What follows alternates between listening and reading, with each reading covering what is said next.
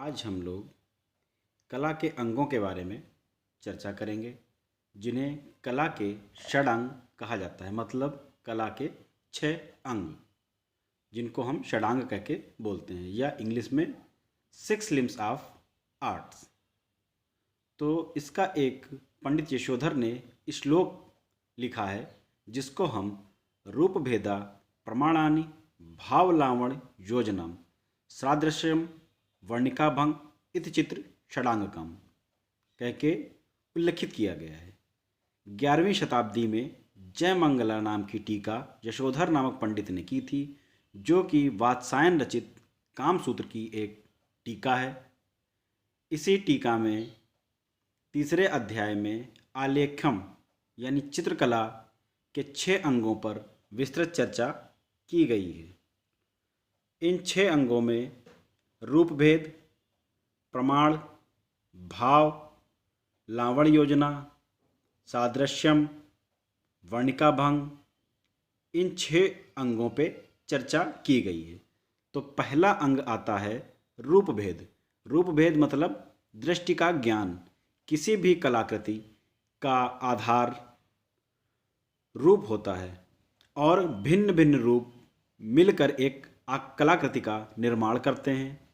प्रत्येक रूप का अपना स्वभाव व आकार होता है।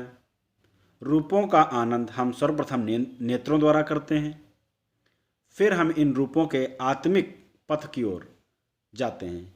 इस अवस्था में रूप भेद का परिचय होता है। इस प्रकार एक रूप के नेत्रों से लेकर आत्मा तक रसास्वादन की यात्रा को हम रूप भेद कहते हैं। हमें रूपों का जब अलग अलग रूपों का ज्ञान हो जाता है तो उसे ही हम रूप भेद बोलते हैं। दूसरा है प्रमाण यानी सही अनुपात या बनावट। चित्र के वे सभी तत्व जिसका संबंध विषय वस्तु से पहचान कराना अथवा विषय का मानसिक ज्ञान कराना होता है, वे सभी तत्व प्रमाण कहलाते हैं। जैसे प्रमाण का अर्थ है लक्षण अथवा अंगों के अनुपात से होता है। इसी तत्व के कारण एक चित्राकृति को अन्य आकृतियों से अलग व्यक्तित्व प्राप्त होता है। प्रमाण के आधार पर विष्णुतत्व पुराण में 5 प्रकार के रूपों का उल्लेख किया गया है। पहला जो कि मानव का रूप 10 ताल में बनाया जाता है, जैसे अर्जुन, राम, श्री कृष्ण। दूसरा आता है भयानक यानी 12 ताल, जिसमें भैरव और वराह का चित्र आता है। तीसरा रूप है राक्षस यानी 16 ताल, जैसे रावण, कुंभकर्ण, इनको हम 16 ताल में बनाते हैं। चौथा है कुमार 8 ताल, जैसे वामन। और 5वां है बालक, जो कि 5 ताल में बनता है, जैसे गोपाल। इस तरीके से हम मानवाकृतियों को अनुपात के हिसाब से प्रदर्शित करते हैं कि कौन सी आकृति रावण का रूप ले रही है, कौन मानव का है और कौन राक्षस का है। इस तरीके से हम लोग हर आकृति को अलग अलग अनुपात के हिसाब से बनाते हैं। यही प्रमाण कहलाता है। तीसरा है भाव किसी चित्र अथवा दृश्य को देखकर हमारे मन में जो भाव उत्पन्न हो। जैसे किसी चित्र को हम देखते हैं तो हमारे अंदर खुशी का भाव उत्पन्न होता है, किसी को देख के हमारे अंदर करुणा का भाव उत्पन्न होता है। ये भाव जो उत्पन्न होते हैं ये इसी तत्व के कारण होते हैं। इन्हीं को भाव की संज्ञा दी जाती है। हमारे अंदर जैसे भी भाव उत्पन्न होंगे वही उस चित्र का भाव होगा। नाट्यशास्त्र के अनुसार विभाव और अनुभाव से उपार्जित होकर स्थायी भाव ही रस के रूप में उत्पन्न होता है।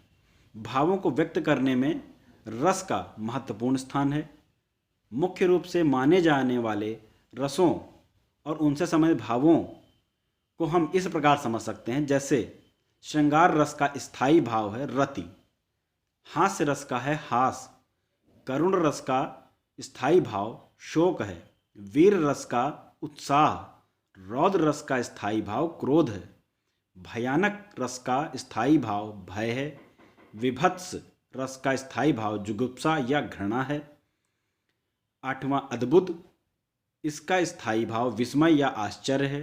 और 9वां शांत, जिसे निर्वेद भाव उत्पन्न होता है।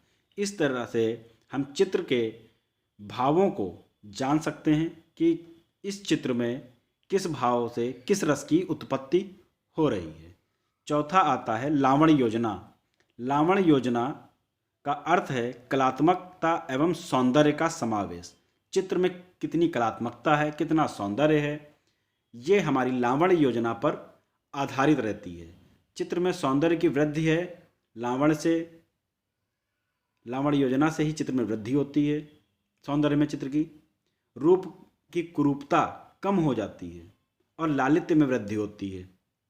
सामान्यतः लावण्य योजना का अर्थ बाह्य सौंदर्य का व्यंजक है। जितना भी उस पर सौंदर्य का कार्य किया जाता है चित्र पे, वह समस्त लावण्य योजना के अंतर्गत आता है। हम इस तरीके से इसको समझ सकते हैं कि लावण्य को लवण का रूप कहा जाता है। लवण यानी नमक। अगर किसी चीज़ में, किसी भी खाने की चीज़ में अगर नमक का सही अनुपात होगा तो वो बहुत ही अच्छी लगती है खाने में। इसी प्रकार से चित्रों में भी लावण्य योजना का प्रयोग होता है और उसको सौंदर्य बनाए रखते हैं। श्री NC दास के अनुसार आकारों की संगति से सौंदर्य और आंतरिक अभिव्यक्ति से लावण्य योजना उत्पन्न होती है। फिर पांचवा आता है सादृश्यता। सादृश्यता जैसा का शब्द से ही जान पड़ता है, मूल वस्तु की समान हुबहू वैसी ही वस्तु या दृश्य की समानता सादृश्यता कहलाती। जैसे हमने सामने कोई भी दृश्य देखा कि एक आदमी जा रहा है, एक गाड़ी खड़ी हुई है और पेड़ लगा हुआ है, बिल्डिंग बनी हुई है, और हम उसको वैसा ही बना देते हैं, तो ये सादृश्यता का नियम यहाँ लगता है। जिस चीज़ को हम जैसा देख के बनाएं, सेम वैसा ही बना देना, वो सादृश्यता कहलाता है। सादृश्यता को चित्र सूत्र में चित्रों में लालित्य के लिए प्रधान वस्तु माना गया है। चित्रों में आकृतियों के सौंदर्य को बढ़ाने के लिए सादृश्य के रूप में विभिन्न प्राकृतिक उपमानों का आश्रय लिया जाता है। सादृश्यता दो प्रकार के होते हैं, एक रूप गति, दूसरा भाव गति। सादृश्य का मूल तात्पर्य वस्तुओं को देखकर, समझकर अथवा कल्पना कर भाव के अनुरूप उसी चित्र को बनाना या उपस्थित करना कहलाता है। शिल्प शास्त्रों में सादृश्य के कुछ उदाहरण निम्नलिखित बताए गए। जैसे मुखाकृति। अगर हम कोई मुखाकृति बनाएंगे तो उसको अंडाकार या गोल बनाएंगे। लाट यानी जो हमारा ललाट होता है उसको धनुषाकार बनाएंगे। जो पुरुष है उसकी नसिका शंख चचू के समान यानी तोते की चोंच के समान। अधर यानी ओठ बिंब फल के समान। चिबुक यानी हमारी दाढ़ी, इसको हम आम की गुठली के समान बनाएंगे। जैसे ही आम की गुठली आगे नोकदार निकली होती है, ऐसे ही हमें वो बनानी पड़ती है चिबुक। और उंगलियां सेम की फली जैसी। महाकवि और कलाकार अमीनाथ टैगोर के अनुसार किसी एक रूप के भाव को किसी दूसरे रूप की सहायता से प्रकट करना सादृश्यता का कार्य है। फिर आता है छठा, वर्णिका भंग। वर्णिका भंग रंगों अथवा तूलिका के प्रयोग में कलात्मकता है। रंगों की मिलीजुली भंगिमा या प्रभाव वर्णिका भंग कहलाता है। चित्रकला में रंगों का महत्वपूर्ण स्थान है। रंगों के द्वारा ही विभिन्न प्रकार की रेखाओं, रूपों और आकारों आदि का निर्माण होता है। चित्र में विषय अथवा भाव के अनुसार उपयुक्त रंग का प्रयोग ही वर्णिका भंग कहलाता है। जैसे हम कितना भी अच्छा चित्र क्यों ना बना लें, अगर उसमें रंग संगति अच्छी नहीं है तो वह चित्र निराधार लगने लगता है। इसलिए चित्र में वर्णिका भंग का बहुत ही महत्वपूर्ण स्थान है। भारतीय कला में भंगिमा का भी प्रयोग किया गया है।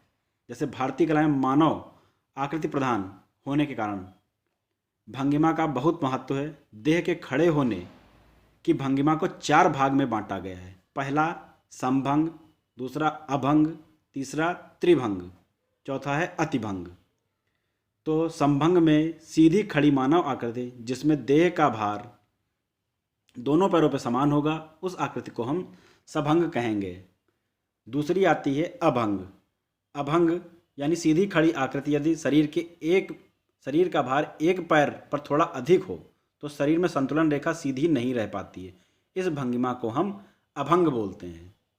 तीसरा आता है त्रिभंग। यदि खड़ी आकृति में संतुलन रेखा में 3 मोड़ आ जाएं तो मुद्रा में एक लयात्मक गतिमान संतुलन आ जाता है, जिसे त्रिभंग कहते हैं। यह भंगिमाओं में सबसे उत्तम भंगिमा कही जाती है। चौथी आती है अतिभंग। यदि आकृति में अधिक झुकाव आ जाए, जैसे शिव तांडव नृत्य की मुद्रा, उसमें बहुत झुकाव आता है, तो उसे हम अतिभंग कहते हैं। मानव की मानव देह की भंगिमाओं में सबसे अच्छी त्रिभंग बोली जाती है और उसके बाद अतिभंग। एक सफल और संपूर्ण चित्र में इन सभी अंगों का एक दूसरे से संबद्ध होना बहुत आवश्यक है। अगर किसी चित्र को हमें बनाना है तो हमें कला के इन 6 अंगों का बहुत ही सावधानी से और बहुत ही अनुपातिक ढंग से प्रयोग करना चाहिए, जिससे कि चित्र कलात्मक, सौंदर्य और लालित्यमय लगे। हमें किसी भी चित्र को पूर्ण करने से पहले इन 6 अंगों का ज्ञान होना आवश्यक है। इन 6 अंगों से ही चित्रों का निर्माण होता है।